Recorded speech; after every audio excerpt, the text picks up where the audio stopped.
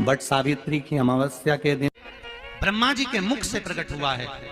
सौभाग्यवती नारियां अखंड सौभाग्य के लिए बट सावित्री का व्रत आप लोग करते होंगे, कई लोग अखंड सौभाग्य के लिए करेंगे, क्योंकि इस बट के पेड़ के नीचे भगवान विष्णु शंकर जी से विनती करे थे वर के लिए, इसलिए अखंड सौभाग्य का देने वाला। जितनी सौभाग्यवती माताएं होती हैं इस सुहाग की सामग्री देंगी, उद्यापन करेंगी तो भी सुहाग की सामग्री देंगी, कोई कार्य करेंगी तो भी सौभाग्य की सामग्री देंगी। सौभाग्य की सामग्री का दान क्यों किया जाता है? सौभाग्य सूचक वस्तुओं का दान क्यों किया जाता है? सौभाग्य की वस्तुएं क्यों प्रदान करी जाती है, क्यों दी जाती है? उसका कारण क्या है?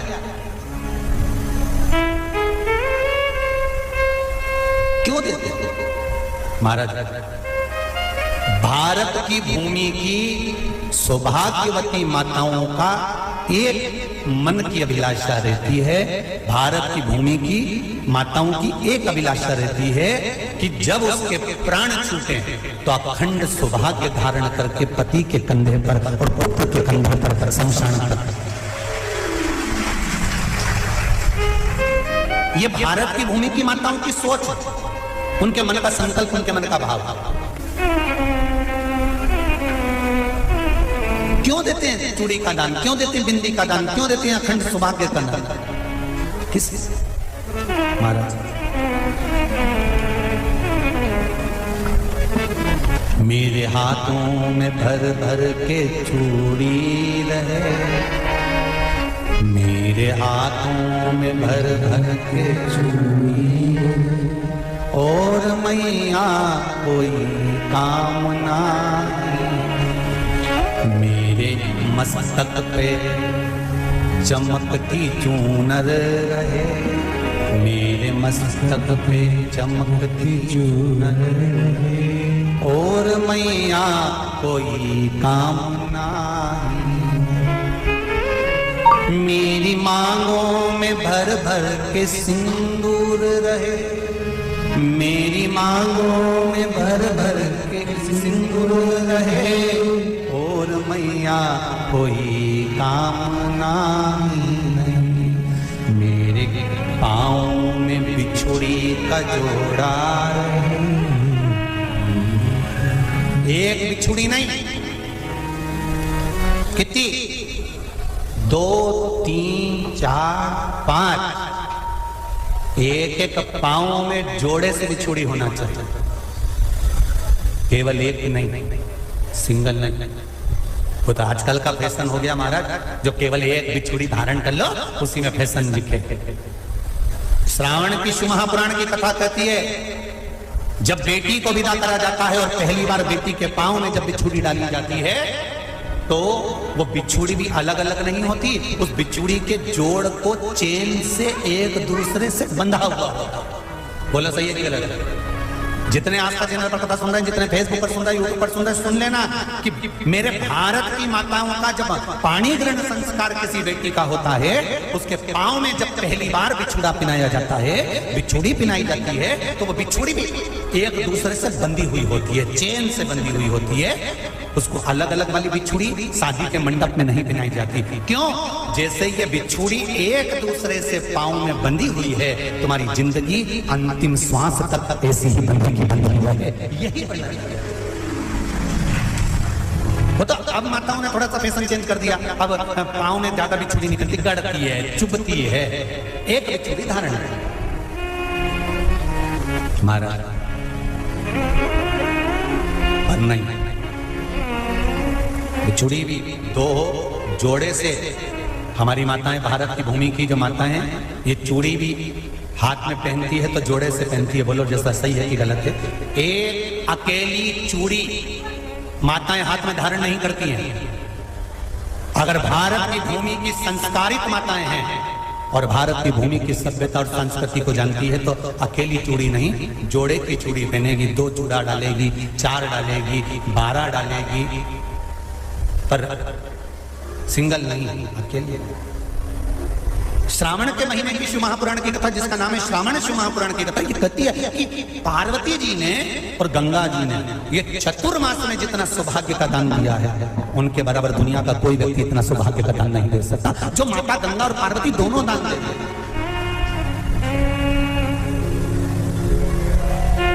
प्रतिदिन दे रहे हैं। और अब तो फैशन आ गया, तुम लोग जो सौभाग्य का दान देते हो प्लास्टिक की डलिया में देते हो। पर एक एक पुराण को उठाकर देख लेना, एक एक अध्यापन को उठाकर देख लेना, जितनी तुम कथा तुम्हारे घर में छोटी छोटी कथाओं की पोथियां पड़ी हो उनको उठाकर देख लेना, उसमें नहीं लिखा कि प्लास्टिक की डलिया में सौभाग्य की वस्तु का दान दिया जाता है। उसमें लिखा है बांस की पिटारी में, बांस की डलिया में सौभाग्य की वस्तुओं का दान दिया जाता है। क्यों? क्योंकि बांस वंश की वृद्धि करता है, बांस सौभाग्य की वृद्धि करता है, और बांस अखंड सौभाग्य, जैसे बांस का पौधा बढ़ते चले जाता है, बढ़ते चले जाता है, उसी तरह बांस की डलिया में जब दान दिया जाता है, बांस की टोकनी में जब दान दिया जाता है, तो ये भाव रखा जाता है कि तुम्हारा सौभाग्य ऐसे ही बढ़ता रहे। पर अब थोड़ा सा फैशन चेंज हो गया, तो प्लास्टिक की डलिया, पर प्लास्टिक की नहीं। सावित्री यमराज से कह रही है मेरे पति को छोड़ दो। यमराज कह रहा है सावित्री तेरा पति मर चुका है, मांग के सिंदूर को पोंछ दे। सावित्री कहती है पूरा श्रृंगार उतार दूंगी पर मांग का सिंदूर नहीं पूछने दूंगी। तब यमराज ने कहा जब तक तू मेरे मांग का, अपनी मांग का सिंदूर नहीं उतारती तब तक तू मेरे पास नहीं आ सकती। भगवान यमराज से सावित्री ने कह दिया मैं भी तुझे वचन देती हूं यमराज, मेरी मांग में जब तक सिंदूर है, जैसे सीता ने लाइन, लक्ष्मण जी ने लाइन खींच दी थी और सीता पार नहीं जा सकती थी, मैं भी तुझे वचन देती हूं जब तक नारी की मांग में सिंदूर है तब तक तू उसके पति को उसके सामने लेकर नहीं जा सकता, यह भी मैं तुझे कह देती हूं। यमराज भैंसे पर सवार होकर सत्यवान को लेकर जा रहा था, सावित्री से वचन पर वचन चल रहे थे, तेरे पति के शव को कोई खा जाएगा, ना ना, बड़ के पेड़ के नीचे छोड़कर आए। क्या चाहिए तुझको, क्या दूं मैं तुझको, कुछ मांग ले मुझसे। सावित्री कहती है क्या दोगे आप, मेरे पति के प्राण दे दो बस वापिस, और कुछ नहीं चाहिए।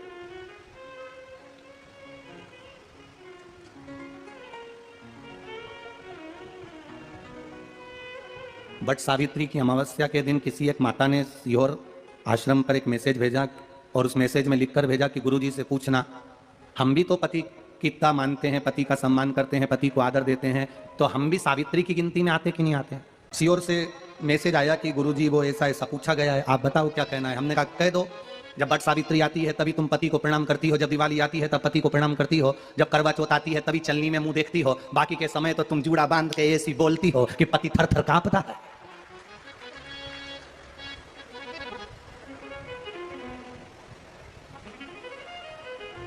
केवल एक करवा चौथ का दिन ऐसा होता है कि चलनी में पति का मुंह देखती हो, तुम चलनी में पति का मुंह देखती हो, और पति तुम्हारे गले में जो मंगलसूत्र टंगा है उसको देखता है, क्योंकि उसको मालूम है 6 महीने से पीछे पकड़कर बैठी थी, मेरा पहला करवा चौथ का व्रत आ रहा है, मंगलसूत्र दिला देना, मेरा पहला करवा चौथ का व्रत आ रहा है, मंगलसूत्र दिला देना। बेचारे ने ना जाने कहां से कर्जा कर इतना बड़ा मंगलसूत्र दिलाया, लाल लाल मोती और इतना बड़ा पेंडिल लटक रहा, तुम चलनी में मुंह देख रही हो, तुम्हारा मंगलसूत्र देख रहा 80,000 का है, 80,000।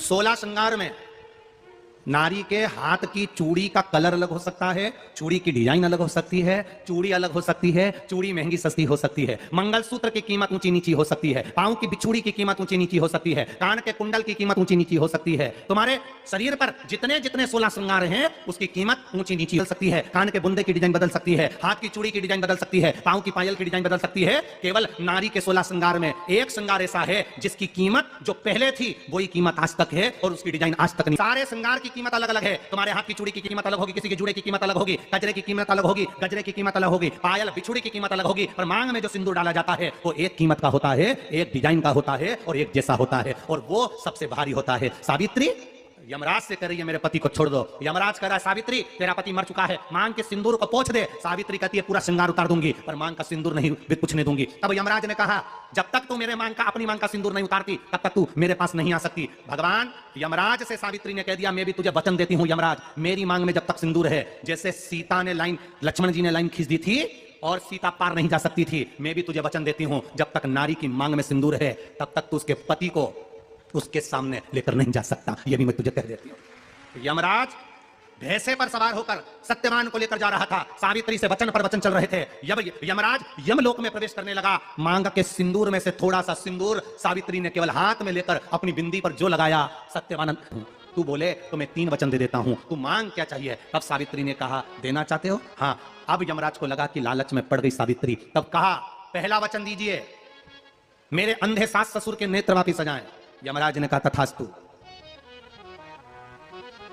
दूसरा वचन दीजिए, मेरे सास ससुर अपने पोता पोती का मुख देखें। यमराज ने कह दिया, तथास्तु।